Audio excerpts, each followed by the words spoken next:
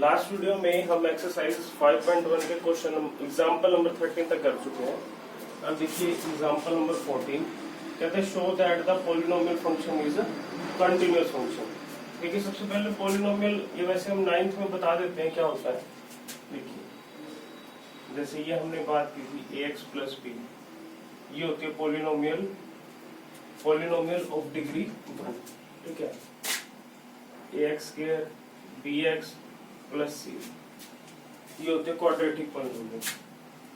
ax cube bx square cx plus d, ये होती है क्यूबिक पॉलिनोमियल। इसी प्रकार ax की पावर 4 bx की power 3 cx square dx plus e, ये होती है बाय क्वाड्रेटिक पॉलिनोमियल। तो इस तरीके से पावर बढ़ती जाती है। तो हम इसको किसी एक को भी ले सकते हैं, बट हम ये सब ना लेके हम क्या करते हैं, एक जर्नल पॉलिनोमियल ले लेते हैं। कौन सी पॉलिनोमियल ले लेते हैं? जर्नल। वो मैंने ले ली px, a0 a1x a2x square a3x cube up to so on an x की पावर n। जहां देखो इसकी सबसे बड़ी पावर क्या है? n है। Where n is, या लिख सकते हो n belongs to natural number. और जो ये a0 a1 a2 up to so on an, ये क्या है? Are the coefficients, are the coefficients. ठीक है, और ये सब क्या है? एक रियल नंबर्स। ठीक है, a0 a1 up to so on an क्या है? Real number. अब हमने ये दिखाना है कि ये कि show that the polynomial function is continuous. अब हम n के लिए प्रूव कर देंगे। तो चाहे n को 1 लो, 2 लो, 3 लो, 4 लो, 5 लो, 6 लो, 10 लो, 100 लो, तो हमेशा ही पॉलिनोमियल फंक्शन क्या होगा? कंटिन्यूअस होगा। अब देखिए यहाँ पे फंक्शन की डेफिनेशन एक ही है। ठीक है, तो यहाँ पे देखो ब्रेकिंग तो कहीं पर है नहीं।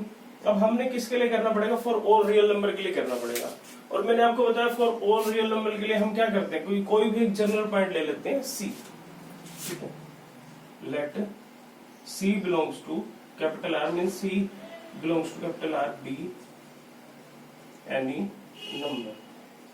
पहले f ऑफ a फाइंड करते हैं, मीन्स हम यहाँ क्या फाइंड करेंगे? f ऑफ c पुट कर दो, क्या हो जाएगा? a0 a1 c a2 c square a3 c cube up to so on an c की पावर n।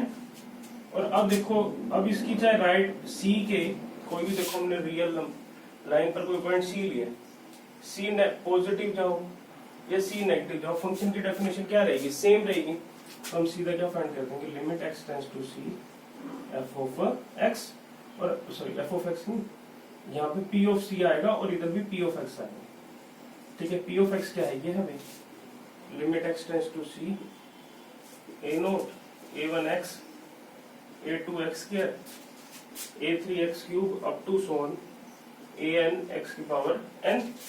और अब ब्रैकेट पुट कर देंगे a0 a1c a2c square up to so on an c की पावर n। एक टर्म ये लिखने को a3c की पावर c। अब देखिए ये दोनों वैल्यू क्या है? सेम है। तो मीन्स ये दोनों वैल्यू क्या होगी? सेम होगी। Therefore limit x tends to c p of x is equal to p of c। तो हम क्या कह सकते हैं? Therefore px is continuous at point c। अब px जो है c पर कंटिन्यूअस है, और c क्या है? कोई भी रियल नंबर है। तो ये पॉलिनोमियल क्या हो गया? तो पॉलिनोमियल फंक्शन क्या हो गया? कंटिन्यूअस हो गया। तो हम यहाँ लिख देंगे therefore px is continuous at x equal to c, but c is any real number, therefore ये लिख सकते हैं hence polynomial function is a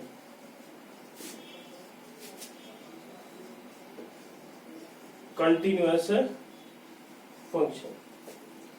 next example,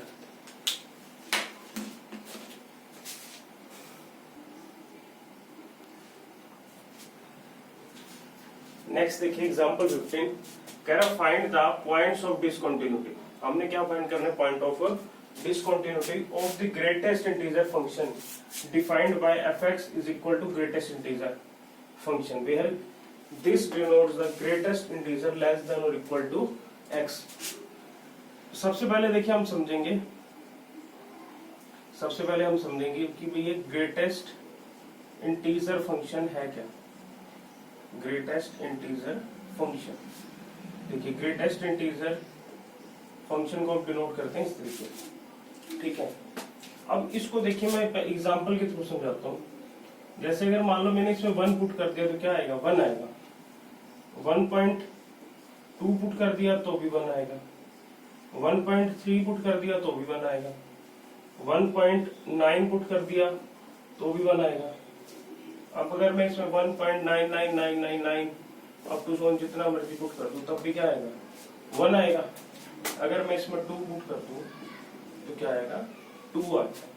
means देखिए अगर मैं ये रियल लाइन की बात करता हूँ 0 1 2 3 4 -1 -2। अब मैंने क्या किया था, देखो 1 से को लेते हुए और 2 से जस्ट पहले एक नंबर तक 1.99 तक, यहां से लेकर यहां तक मैं जितने भी नंबर पुट करूंगा तो हमेशा वैल्यू क्या देगा, वो 1 देगा। इसी प्रकार मैं 2 से लेकर 2.999 समथिंग तक कुछ भी पुट करूंगा तो वैल्यू क्या देगा, 2 देगा। इसका ग्राफ बना के समझाता हूं, देखिए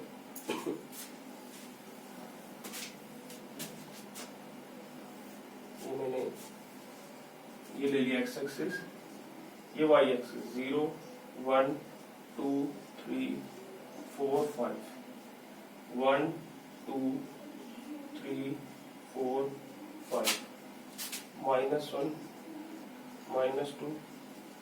-3 -4 -1 -2 -3 -4 और -5, ठीक है। अब देखिए मैंने यहाँ पे क्या किया था, 1 से लेकर 1.99 तक डाला था, 2 को छोड़ के 2 एक्सक्लूड, तो वैल्यू क्या आई थी, 1 आई थी। इसी प्रकार अगर मैं 2 से लेकर 2.99 तक डालूं, 3 को छोड़ दूं तो वैल्यू क्या रहेगी, वो 2 आएगी, ठीक है। इसी प्रकार 3 से लेकर मैं 3.99 तक पुट करूं तो वैल्यू क्या रहेगी, 3 रहेगी, ठीक है। इसको कुछ और एग्जांपल के थ्रू समझाता हूं। देखिए जैसे देखिए अगर मैंने 3.14 पुट कर दिया, ठीक है। अब 3.1 देखो कहां पे लाई करेगा, 3.14 यहां लाई करेगा। अब इससे जो इसके पीछे देखिए इंटीजर कौन कौन से हैं, 3 2 1 0। अब इनमें सबसे ग्रेटेस्ट क्या है, 3, तो ये वैल्यू क्या दे देगा, 3 दे देगा, ठीक है। एक दो एग्जांपल और लेते हैं। सपोज कर लीजिए मैं इसमें पुट कर देता हूँ 5.22, तो ये क्या वैल्यू देगा। सबसे पहले देखिए इसको नंबर लाइन पे पुट कर लीजिए, 1 2 3 4 5 6। अब 5.22 5 और 2 के बीच, 5 और 6 के बीच में कहीं लाई करेगा, यहीं पे कहीं लाई करेगा। तो इससे पहले देखिए इंटीजर कौन से हैं, 1 2 3 4 5, और इनमें सबसे बड़ा कौन सा है, 5, तो वैल्यू क्या आ जाएगी, 5 आ जाएगी। अगर मैं 5 पुट करता हूं, अगर वो पूरा इंटीजर है तो वो क्या देगा, वही इंटीजर दे देगा, ठीक है। इसी प्रकार देखिए अगर मैं इसमें पुट कर दिया 2.19, अब 2.19 देखो कहां लाई करेगा, 0 1 2 -1 -2 -3, ठीक है। 2.19 समथिंग यही कहीं लाई करेगा। और देखिए इससे बड़े इंटीजर कौन कौन से हैं, -3 -4 तो इसमें क्या वैल्यू आ जाएगी, -3। 2. तो वैल्यू क्या आ जाएगी, -3, ठीक है। तो चलिए ठीक है, अब इसको देखिए हम प्रूव कैसे करेंगे। इसने हमसे क्या पूछा है, find all the point of discontinuity of the greatest integer function. अब देखिए, अगर आप इसके ग्राफ से समझ पा रहे हैं, हम इसको बगैर मार्कर उठाए ड्रॉ नहीं कर सकते, बगैर मार्कर उठाए हम इसको ड्रॉ नहीं कर सकते, तो ये फंक्शन डिसकंटिन्यूअस है, ये तो वेरी ऑब्वियस है। अब जितने भी इंटीजर है, देखिए 1 2 3 4 अप टू सोन 0 -1 -2 अप टू सोन, ये सब क्या है, पॉइंट ऑफ डिसकंटिन्यूटी है। अब उसको हम देखिए चेक कैसे करेंगे। फॉर ऑल रियल नंबर के लिए, मतलब जो रियल नंबर इंटीजर को छोड़ के, रियल नंबर एक्सेप्ट इंटीजर, ये फंक्शन क्या है, कंटिन्यूअस है। देखो जैसे 1.11 ले लो, 1.11 के ये मान लो 1.11 है, इसके पॉजिटिव में जाओगे, इसके नेगेटिव में जाओगे, तो फंक्शन की वैल्यू क्या रहेगी, सेम ही रहेगी। ठीक है, क्या आएगी, 1 ही तो आएगी। तो यहाँ पे तो फंक्शन कंटिन्यूअस है, किस पे, रियल नंबर एक्सेप्ट इंटीजर। अब इसके लिए देखो मैंने एग्जांपल ले लिया, मैंने इसकी कंटिन्यूटी को चेक किया एट x इक्वल टू 2 पर। किस पर चेक कर दिया, एट x इक्वल टू 2 पर। और आप 2 की जगह कोई c भी ले सकते हो, c को बट आपको लिखना पड़ेगा कि वो क्या है, इंटीजर है। तो मैंने एट x इक्वल टू 2 पे चेक कर लिया 2 पे f ऑफ 2 क्या होगा, ग्रेटेस्ट इंटीजर 2 पुट करेंगे, यही है ना फंक्शन की डेफिनेशन, तो वैल्यू क्या आ जाएगी, 2 आ जाएगी। अब लेफ्ट हैंड लिमिट देखिए, limit x tends to 2 negative f of x, तो ये क्या आ जाएगा, देखिए limit x tends to 2 negative, तो ग्रेटेस्ट इंटीजर फंक्शन आएगा। ठीक है अब -2 को तो हम डायरेक्ट पुट नहीं कर सकते, तो हमने क्या किया, यहाँ पे पुट कर दिया x को 2 minus h, as x tends to 2 negative x tends to 0, तो ये क्या हो जाएगा, limit h tends to 0 2 minus h. अब देखिए 2 माइनस एच, देखो h क्या है, 0 को टेंड कर रहा है, बट कुछ वैल्यू रखता है, तो 2 माइनस एच यहाँ पे आ गया, 2 माइनस एच यहाँ पे आ गया ना, 2 से किधर आ गया, इधर नेगेटिव की तरफ आ गया, तो 2 माइनस एच यहाँ पे आया है, तो इससे बड़ा इंटीजर कौन सा होगा, 1 होगा, तो ये वैल्यू क्या दे देगा, 1, लिमिट h टेंड्स टू 0 1। इसको सोल्व करके देखो 2 से छोटी वैल्यू है, 2 से छोटी वैल्यू पे जब हम ग्रेटेस्ट इंटीजर फंक्शन लगाएंगे, तो रियल लाइन पर ये कहाँ आ गया, 2 से इधर आ गया, तो इससे बड़ा यहाँ पे ग्रेटेस्ट इंटीजर कौन सा बनेगा, इसका 1 बनेगा, तो ये वैल्यू क्या आ गई, 1 आ गई। अब h जो है कांस्टेंट पे तो लाई करेगा नहीं, लिमिट अप्लाई होगी नहीं, तो वैल्यू क्या आ गई, 1 आ गई। इसी प्रकार राइट हैंड लिमिट देखो, limit x tends to 2 positive f of x की जगह क्या आ जाएगा, f ऑफ x की जगह क्या आ जाएगा, greatest integer function, limit x tends to 2 positive greatest integer function x। ठीक है, तो यहाँ पे आप क्या कर देंगे, पुट x को 2 plus h, as x tends to 2 positive h tends to 0, तो ये क्या हो जाएगा, limit h tends to 0 2 plus h. अब देखिए h 0 को टेंड कर रहा है, मीन्स कुछ वैल्यू रखता है, 2 प्लस एच, ये क्या आ गया, 2 के प्लस में आ गया, तो इसका ग्रेटेस्ट इंटीजर फंक्शन क्या आएगा, 2 आएगा, तो क्या हो जाएगा, लिमिट h टेंड्स टू 0 2, और इस पे तो लिमिट काम भी नहीं करेगी, क्या आ गया, 2 आ गया। अब देखिए लेफ्ट हैंड लिमिट और राइट हैंड लिमिट क्या आ गई, अलग अलग आ गई, तो ये 2 पे क्या हो गया, फंक्शन कंटिन्यूअस डिसकंटिन्यूअस हो गया। तो इसी प्रकार अगर आप 3 लोगे, 4 लोगे, 5 लोगे, -1 लोगे, -2 लोगे, -3 लोगे, ये फंक्शन इन पे क्या रहेगा, डिसकंटिन्यूअस रहेगा। तो सेट ऑफ इंटीजर क्या हो जाएगा, इसका पॉइंट ऑफ डिसकंटिन्यूटी। तो हम यहाँ लिख देंगे, since limit x tends to 2 negative f of x is not equal to limit x tends to 2 positive f of x, therefore fx is not continuous at x equal to 2। तो हम क्या लिख देंगे, hence set of integers are points of discontinuity of greatest integer function। ठीक है, next करते हैं।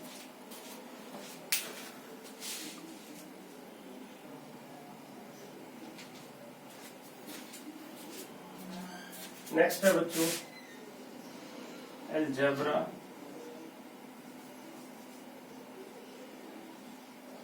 algebra of continuous function।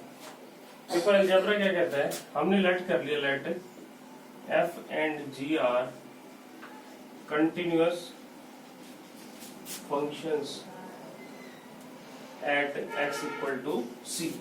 अगर f और g दोनों कंटिन्यूअस फंक्शन है at x equal to c पर, देन फर्स्ट है f plus g is also a continuous function at x equal to c. और दूसरा देखिए f माइनस जी, ये भी क्या होगा, continuous function at x equal to c. तीसरा क्या है, f डॉट g मींस इन दोनों फंक्शन की मल्टीप्लिकेशन भी क्या होगी, कंटिन्यूअस होगी at x equal to c पर। और fourth f of f by g means इन दोनों क्वेश्चन भी क्या होगा, कंटिन्यूअस होगा at x equal to c पर, provided g of c is not equal to 0। Means function gx में अगर हम c पुट करें वो क्या नहीं आना चाहिए, 0 के इक्वल नहीं आना चाहिए, क्योंकि अगर 0 के इक्वल आ गया तो ये फंक्शन के ये क्या हो जाएगा, नॉट डिफाइंड हो जाएगा। ठीक है, ये था algebra of continuous function.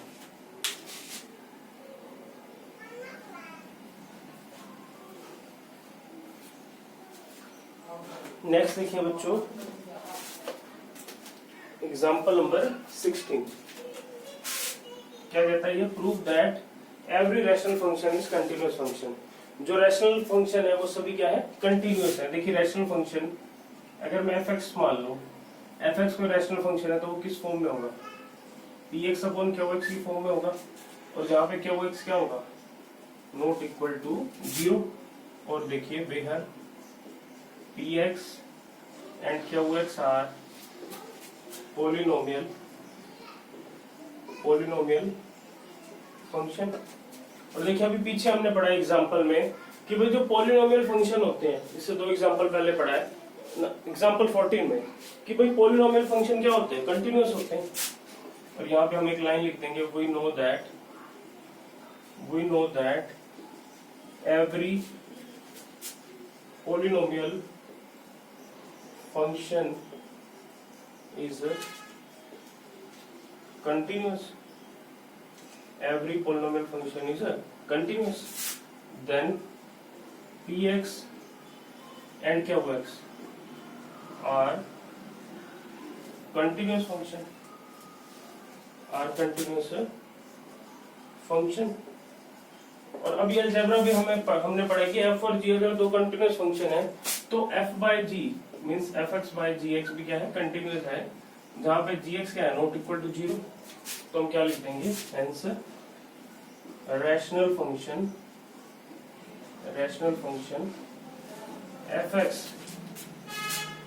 is a continuous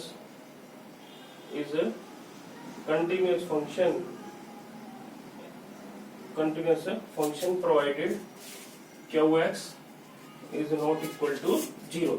means ये कभी भी 0 नहीं होगा। ठीक है, तो रैशनल फंक्शन, सभी रैशनल फंक्शन क्या होंगे, कंटिन्यूअस होंगे।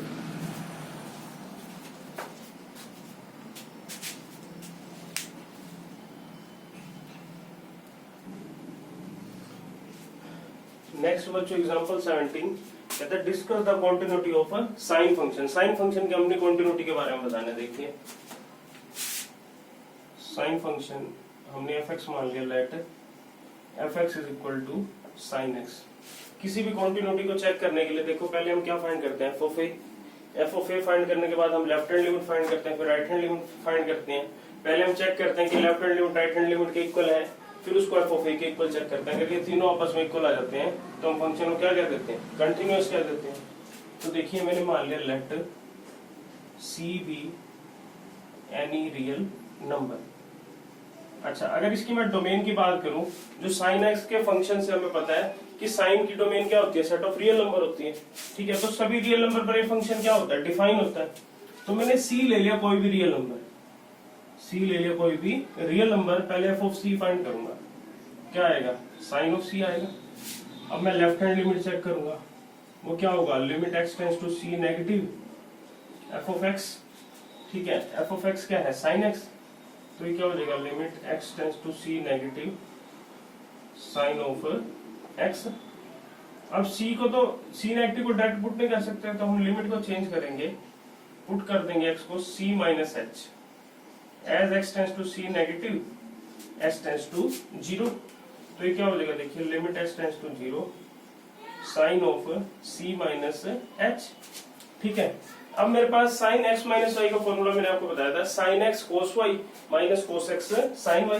तो x की जगह है c, y की जगह क्या है h, तो ये हो जाएगा limit s tends to 0 sine c cos h minus cos c sine h। ठीक है, इसको मैंने ओपन कर दिया और देखिए ये लिमिट के बारे में मैंने 11th में बताया था कि अगर limit x tends to a f of x plus g of x हो तो दोनों पे लिमिट क्या हो जाती है, अलग अलग हो जाती है। मीन्स इसको हम क्या लिख सकते हैं, fx पे अलग लिमिट आ जाती है और gx पे क्या आ जाती है, अलग लिमिट आ जाती है। अगर यहाँ पे माइनस होता तो यहाँ पे क्या आ जाता है, माइनस आ जाता है। ठीक है, तो देखिए इस पे अलग आ जाएगी लिमिट और इस पे क्या आ जाएगी, अलग आ जाएगी। मीन्स मैं इसको क्या लिखूंगा, limit s tends to 0 sine c cos h minus limit s tends to 0 cos c sine of h। और देखिए ऐसा भी था रूल कि limit x tends to a k into में fx हो, k क्या है यहाँ पे कांस्टेंट, तो k क्या आ जाता है, बाहर आ जाता है। लिमिट किस पे लग जाती है, फंक्शन पे लग जाती है। अब इस केस में देखो साइन c क्या है, एक कांस्टेंट वैल्यू, तो साइन c बाहर आ गया, तो ये किस पे आ गई limit, limit s tends to 0 cos of h। इसी प्रकार कोस c बाहर आ गया, limit s tends to 0 sine of h। और देखिए s tends to 0 cos of h, cos 0 की वैल्यू क्या होती है 1, तो ये क्या हो जाएगा साइन c इनटू में 1 minus cos c limit s tends to 0 sine of h, sine 0 value क्या होती है 0, तो कोस c इनटू में 0 ये वैल्यू क्या होगी 0, तो ये वैल्यू क्या आ गई साइन c। ठीक है, अब इसी तरीके से हम राइट हैंड लिमिट भी चेक करते हैं। देखिए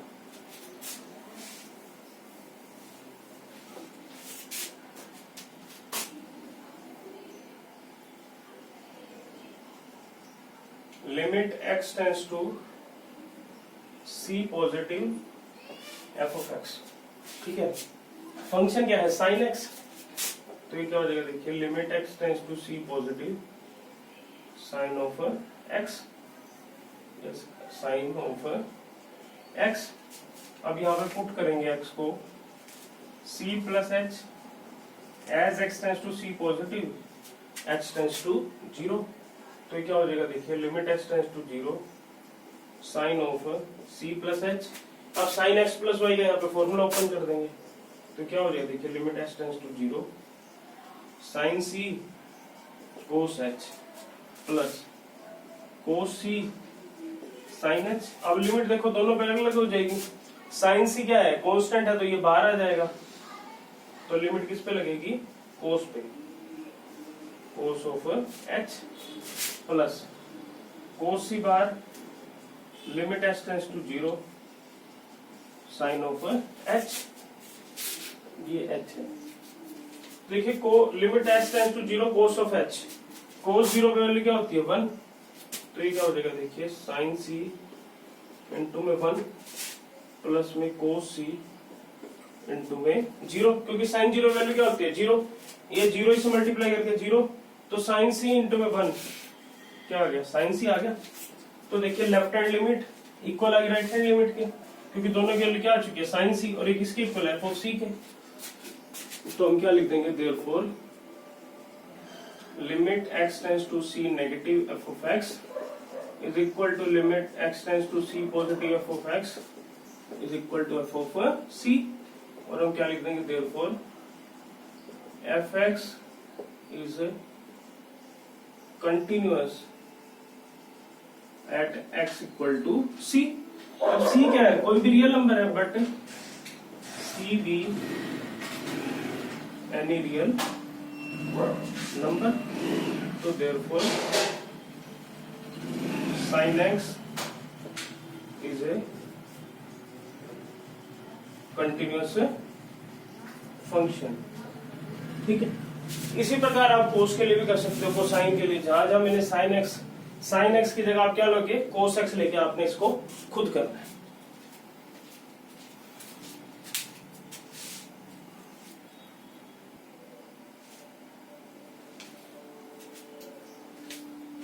नेक्स्ट है, देखिए एग्जांपल नंबर 18 कहते हैं prove that f x is equal to 10x is a continuous function. देखिए साइन एक्स मैंने आपको कंटिन्यूअस करके दिखाया, इसी प्रकार कोस एक्स को भी आप क्या कर सकते हो, कंटिन्यूअस खुद दिखा सकते हो, कोई दिक्कत नहीं आएगी। ठीक है, सेम उसी को देखते हुए, साइन एक्स वाले को देखते हुए आप कोस के लिए आपने करना है खुद। ठीक है, अब ये कह रहा है कि भाई prove that the function defined by f x is equal to 10x is a continuous function. Solution देखिए, एफ ऑफ एक्स है 10x और 10x को आप क्या लिख सकते हो, साइन एक्स अपॉन में कोस एक्स। और देखिए हमें पता है साइन एक्स और कोस एक्स दोनों क्या होंगे, दोनों क्या है, कंटिन्यूअस फंक्शन है। बट जब जब कोस एक्स 0 होगा, जब कोस एक्स क्या होगा 0, तो ये फंक्शन क्या हो जाएगा, नॉट डिफाइंड हो जाएगा, मींस 10x क्या हो जाएगा, नॉट डिफाइंड हो जाएगा। तो देखिए हम इसको लिखेंगे कैसे, we know that sine x and cos x are continuous function। अब sin x और cos x क्या है, कंटिन्यूअस फंक्शन। और हमें पता है कि रैशनल फंक्शन भी क्या होता है, कंटिन्यूअस फंक्शन होते हैं, ये हमने प्रूव किया है। तो sin x by cos x ये दोनों भी क्या हो जाएगा, कंटिन्यूअस। ये कंटिन्यूअस है तो tan x भी क्या हुआ, कंटिन्यूअस। तो हम क्या लिख देंगे, therefore tan x is a continuous function provided cos x is not equal to 0। but cos x अगर 0 के इक्वल हो तो ये कब कब 0 होता है, जब x क्या हो, odd multiple of pi by 2। this implies x is equal to 2n plus 1 pi by 2 n belongs to z। तो हम क्या लिख देंगे, hence tan x is a continuous function for all x belongs to set of real number,